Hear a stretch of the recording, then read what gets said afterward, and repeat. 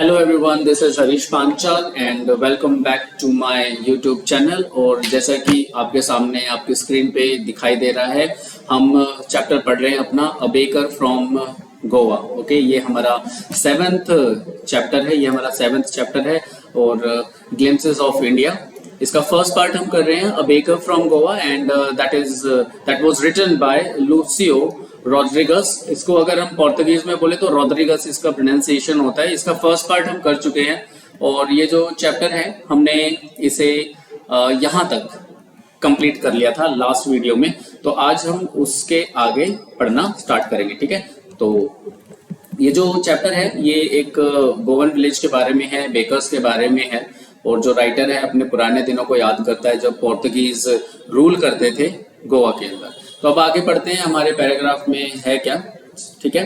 तो marriage gifts are meaningless. जो शादियों में जो गिफ्ट दिए जाते थे वो बिल्कुल मीनिंगलेस होते थे, उनका कोई अर्थ नहीं बचता था। विदाउट द स्वीट ब्रेड, अगर उसके अंदर स्वीट ब्रेड ना हो।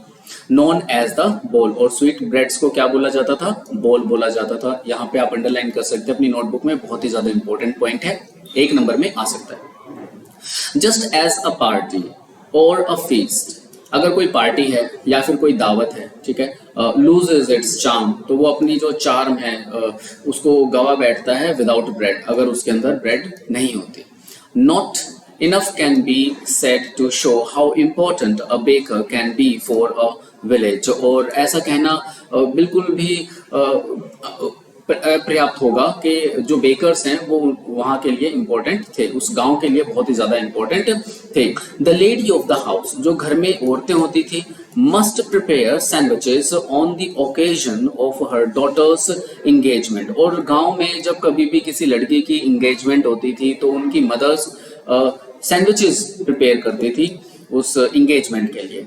Cakes and bolihans are a must for Christmas as well as other festivals। अब यहाँ पे 2 अलग तरीके के ब्रेड्स हैं और डिशेस हैं, जैसे केक है और बोलीहंस है, वो भी क्रिसमस और दूसरे फेस्टिवल्स के लिए बहुत ही ज़्यादा इम्पोर्टेंट होते थे।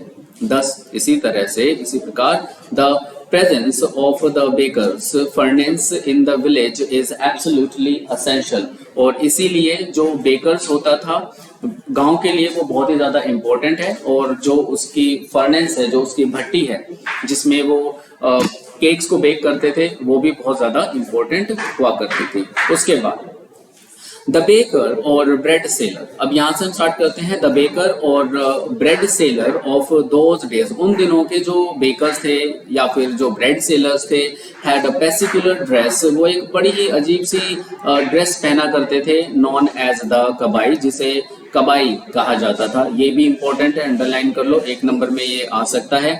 It was a single piece frock, it was a single piece frock, एक सिंगल पीस का फ्रॉक था। Reaching down to the knees, जो घुटनों तक जाता था।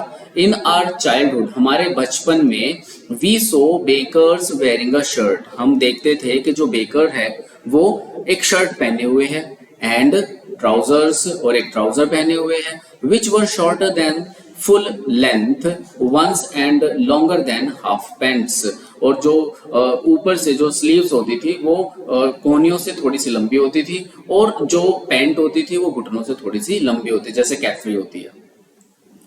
आगे देखते हैं, आगे क्या है। इवन टुडे, आज भी, anyone who wears a half pant, आज भी अगर कोई इंसान हाफ पैंट पहनता है, which reaches just below the knees, और जो घुटनों के नीचे तक जाती है, invites the comment that he is dressed like a padre, और वो एक कमेंट उसको मिलता है सुनने को कि ये पैडर की तरह ड्रेस पहनी हुई है, ठीक है। आगे चलते हैं, लास्ट पैराग्राफ बचा है, इसके बाद चैप्टर फिनिश हो जाएगा। और the baker usually collected his bills eight the end of the month, ये भी इंपॉर्टेंट है कि जो बेकर्स हैं वो अपने बिल्स कब कलेक्ट करते थे, और आंसर है वो महीने के अंत में, at the end of the month, अपने जो बिल्स हैं उनको कलेक्ट करते थे।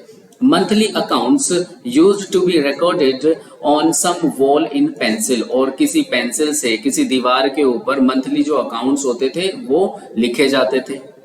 Baking was indeed a profitable profession, और इस बात पे कोई दो राय नहीं है कि जो बेकिंग है वो एक बहुत ही ज्यादा मुनाफे का बिजनेस होता था इन ओल्ड डेज, पुराने दिनों में। द बेकर, जो बेकर है वो एंड हिज फैमिली, बेकर और उसका परिवार, नेवर स्टॉप, वे कभी भी भूखे नहीं रहते थे। He, his family and his servants always looked happy and prosperous, और जो बेकर है उसका परिवार और उसके नौकर हमेशा खुश नजर आते थे और हमेशा समृद्ध नजर आते थे। समृद्ध तो नजर आएंगे, अगर किसी के पास कॉन्टिन्यूसली पैसा आता रहे तो वो खुश रहेंगे। Their plump physique was an open testimony to this, और उनकी जो plump physique है, मतलब जो वो मोटे ताजे तो खैर मैं क्या कहूँगा, मोटे लोग जो थे उनसे पता चल जाता था कि वो कितने ज्यादा खुश हैं और समृद्ध हैं। Even today, any person with a jackfruit like physical appearance is easily compared to a baker, और इवन आज भी अगर कोई आदमी जैक फ्रूट जैसा लग रहा है, कटहल जैसा लग रहा है, मोटा लग रहा है, ठीक है, जैसे कद्दू जैसा लग रहा है, तो उसको जो है बेकर कहकर पुकारा जाता है। तो यहाँ पर ये चैप्टर फिनिश हो गया है, और आई होप सो आपको बहुत ही अच्छे तरीके से चैप्टर समझ में आ गया होगा भाई। और अगर फिर भी कोई प्रॉब्लम है, कोई कमी है, तो सीधे जाओ कमेंट सेक्शन में और कमेंट बॉक्स में जो है अपना कमेंट लीव कर दो, और मैं फिर आपको उसका जवाब दे दूंगा, ठीक है। तो ये हमारा जो चैप्टर नंबर 7 है, इसका फर्स्ट पार्ट कंप्लीट हो गया है। फर्स्ट पार्ट था अ baker from Goa, Lucio Rodrigues ने इसको लिखा था, ठीक है। अब हम मिलेंगे अपनी नेक्स्ट वीडियो में जो कि है कुर्ग, और उसे लोकेश एब्रोल ने लिखा है। तो तब तक के लिए वेट कीजिएगा और चैनल पे बने रहिएगा, लाइक करो, शेयर करो, सब्सक्राइब करो। Thank you so much for your time, have a nice day to all of you, bye bye, take care.